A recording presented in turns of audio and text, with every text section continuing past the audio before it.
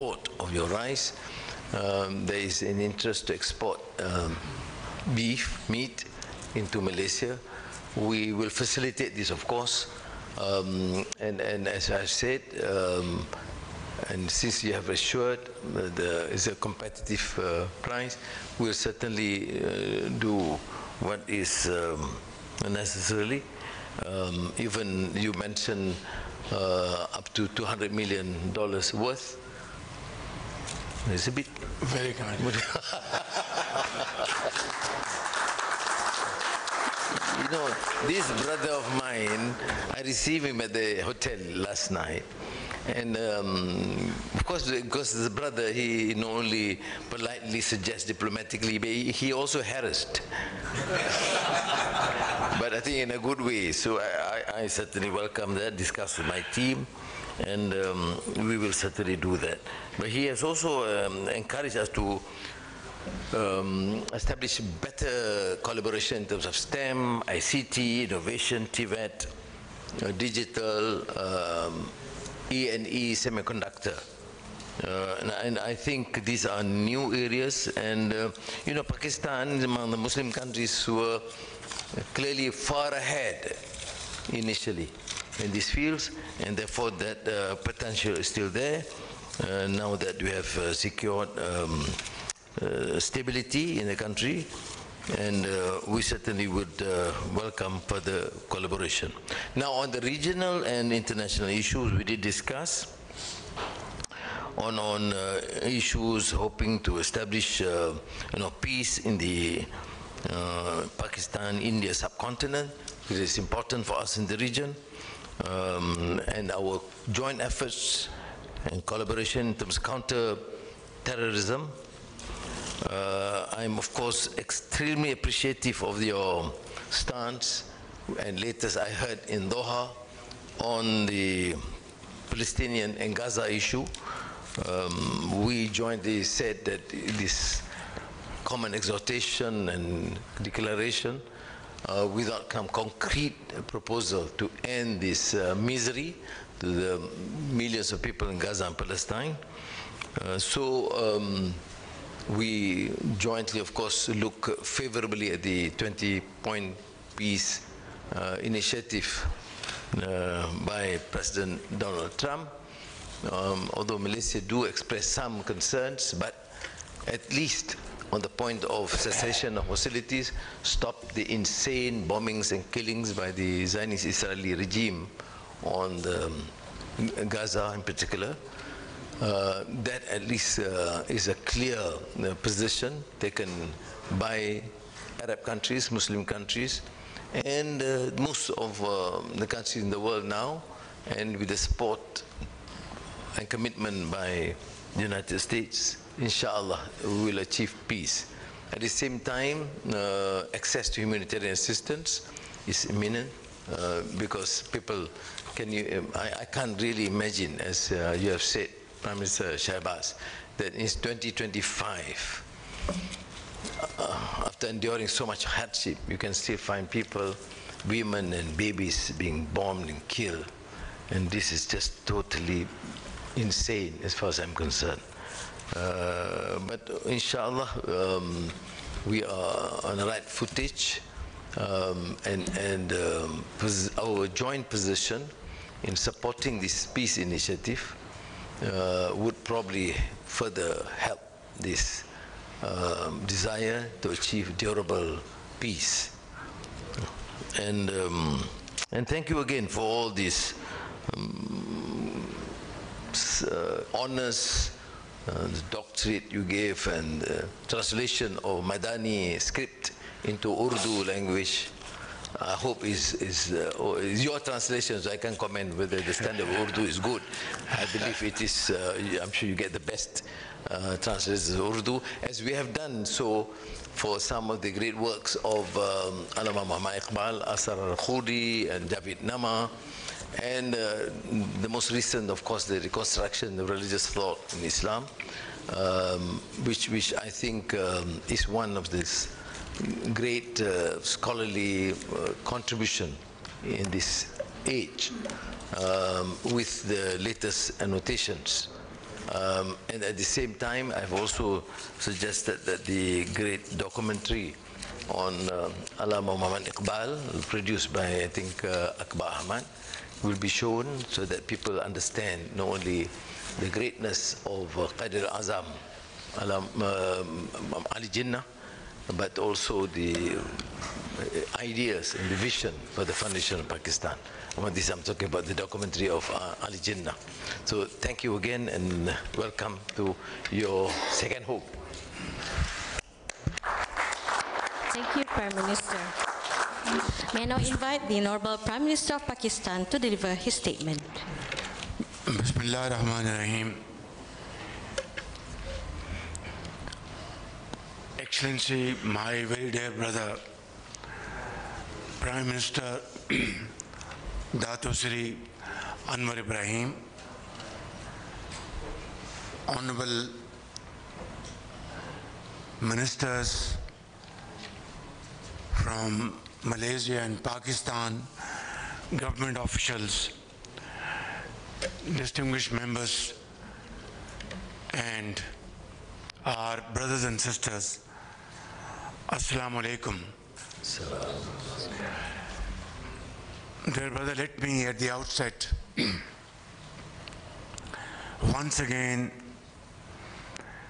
thank you from the core of my heart on behalf of the people of Pakistan and my colleagues for extending exceptionally warm welcome to all of us here in our second home, brotherly country, Malaysia. This is my first visit to your great country, but believe me, ever since last night we arrived here, I feel familiar faces, very cordial, very warm, as if we have known each other from ages. And that is, I think, it stems from sincerity of purpose and very true friendship. It's like a family reunion. My dear brother, you are a leader of great qualities. Your Madani vision pivots around your outstanding leadership, and that is show compassion, kindness, and be helpful to your brothers and sisters. And you have shown outstanding courage, resilience, and patience throughout your political career. And the way you are focused on building your great country into one of the most strong economies in the region and around the globe speaks volumes about your leadership skills, your vision, and your dynamism. And I know that you do daily exercise, which is keeping you young and smart. My very dear brother, today we had very productive discussions in smaller meeting, and then of course at delegation level, and we have covered a wide range of matters pertaining to our bilateral relations and, of course, other international matters. And I'm very happy that our views converge on almost all important issues. Your visit to Pakistan last year was a memorable visit in terms of further cementing our bilateral relations. And of course, during your visit, you expressed your feelings in a manner that conveyed your love and affection for the people of Pakistan in no uncertain terms.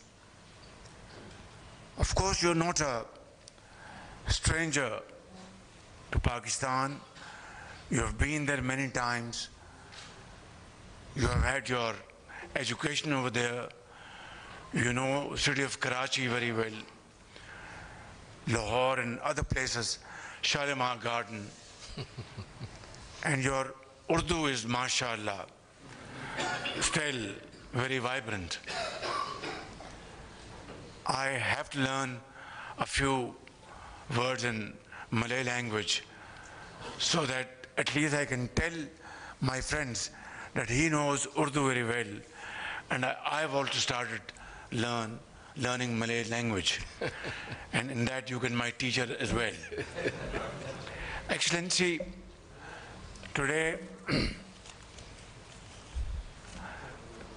I'm very happy that you have expressed your vision how to build our economic and trade relations, how to promote joint ventures, how to encourage investments by Malaysian investors in Pakistan and Pakistani investors here in Malaysia, how we can benefit from your vast experience in technology, in IT, in AI, and other areas of economic growth where Malaysia has done excellently, remarkably well. Your GDP is growing at a very satisfactory level. Your global trade is growing. You have a positive trade surplus. And of course, your exports are growing. I think these are the areas where Pakistan stands to benefit from Malaysian experience. Therefore, today I want to make it publicly known that Pakistan wants to join hands with Malaysia, not only to benefit from your experience, but have joint ventures, mutually beneficial projects, where Malaysian expertise and Pakistani expertise can join hands together, where in areas we have an edge and areas you have an edge should cooperate together. And agriculture is one area, IT is another area. And of course, in the field of vocational training and skill training, here Pakistan is doing wonderfully well. We have thousands of students here in Malaysia. They are doing their great responsibility in nation building efforts. We have about 150,000 Pakistanis in Malaysia contributing in nation building efforts. I think all this put together gives us great encouragement and hope that we can use this potential and make our economies stronger and moving forward in unison, in tandem, by having win-win benefits. Your Excellency, you have announced a quota of $200 million worth meat export from Pakistan to Malaysia. I am eternally grateful to you for your generous announcement. But let me also make it abundantly clear for our Malaysian importers, Malaysian officials, that this quota of exporting meat to Malaysia will be regulated by market price mechanism, will be regulated by all halal certification required by Malaysian custom authorities and Malaysian food authorities and Malaysian consumers. And I want to assure you and guarantee you that we will make all possible efforts to meet all your conditionalities and terms and conditions. And only on that basis we will, inshallah, achieve not only this quota of $200 million, but inshallah in time to come it will increase and have quantum jump, because when consumers are happy, then I think sky is the limit. Your Excellency,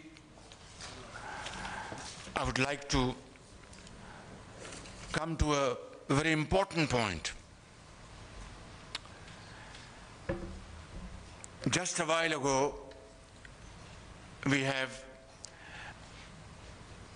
added yet another bridge between Kuala Lumpur and Islamabad, bridge between Lahore and Kuala Lumpur, bridge between Karachi and Kuala Lumpur, Quetta and Kuala Lumpur, Peshawar and Kuala Lumpur, by launching the Urdu translation of my dear brother's wonderful seminal work by the name of Script.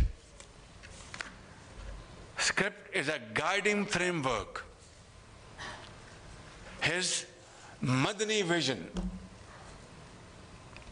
vision of sustainability, vision of mutual respect, vision of care and compassion, vision of innovation, research and development, vision of prosperity and progress, and vision of mutual trust that makes Script, S-C-R-I-P-T. And this Urdu translation has been launched today. And these are the great virtues and values which Brother Ibrahim has inked in the Script. And I think it will speak across the borders and for this generation and coming generations. My dear brother, last year, the works of Allama Iqbal, Shikwa and Jawab-e-Shikwa, Asrar-e-Khudi, and the reconstruction of religious thoughts in Islam were translated and shared in Malaysia, opening new avenues for intellectual exchange between our two nations.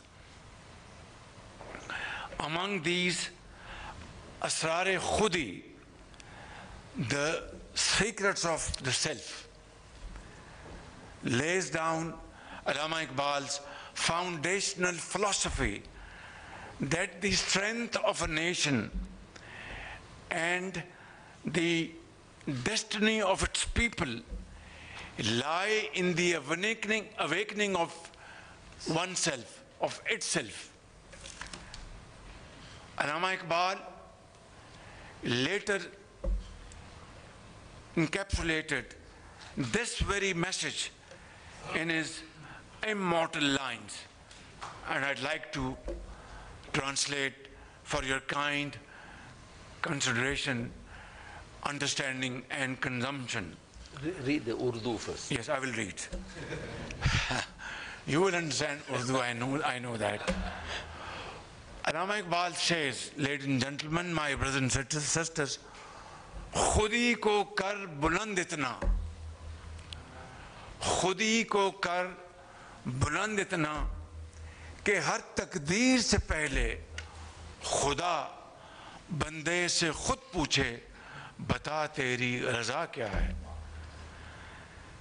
Now I'd like to translate this into English, but he can do it, in an excellent way. Would you like to let me translate it? No, I just differently joined. और दिल की लहराई आजल की काओगी. वाह वाह वाह वाह वाह. So Allama Iqbal, says to mankind, to humanity, and to Muslims particularly, specifically, that raise yourself, your personal self, raise your selfhood to such heights of glory that before destiny is written, taqdeer, destiny, what Allah Almighty has in store for you in destiny,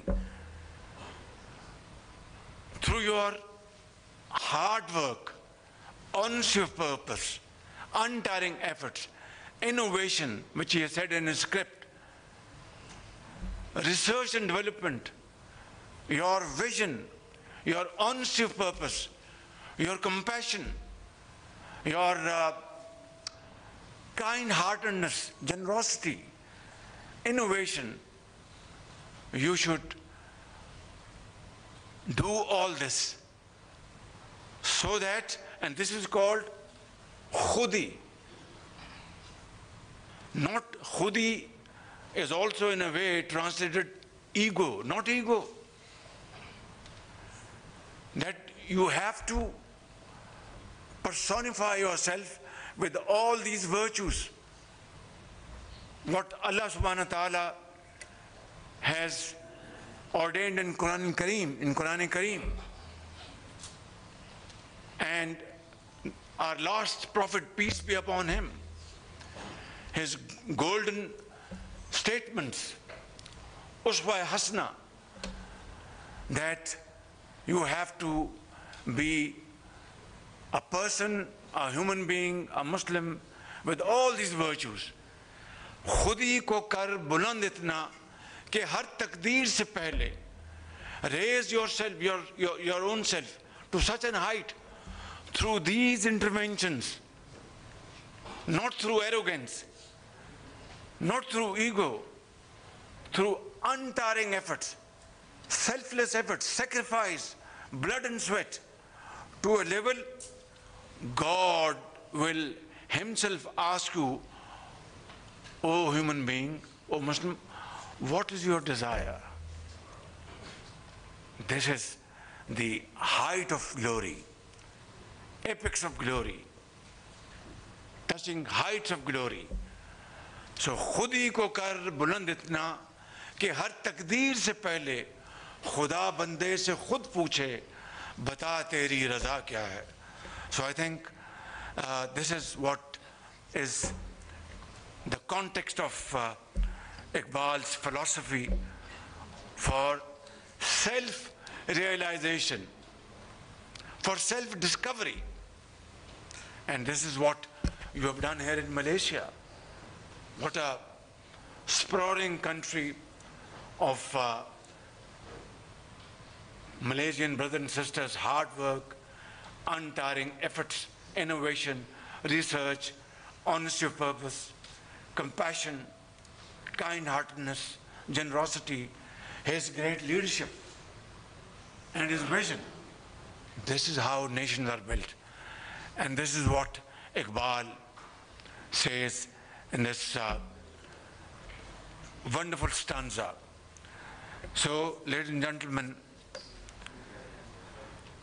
I would like to conclude that nations are built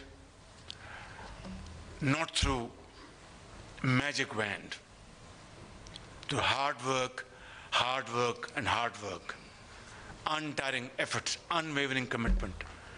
And believe you me, when I leave this great country tomorrow, back to my second home, to my home in Islamabad, I'll be going back far more informed than ever before, far more impressed than ever before, far more comforted than ever before, taking great lessons from your great nation, from great leadership. And I think this is what we would like to achieve in Pakistan. Ours is a great nation, a nation comprising of 240 million people, and our biggest chunk of our population comprises of our youth, young boys and girls, from the bracket of 15 years to 30 years. And alhamdulillah, they are very enterprising, brilliant boys and girls. We are providing them with great opportunities of having modern knowledge, acquiring modern knowledge in various walks of life.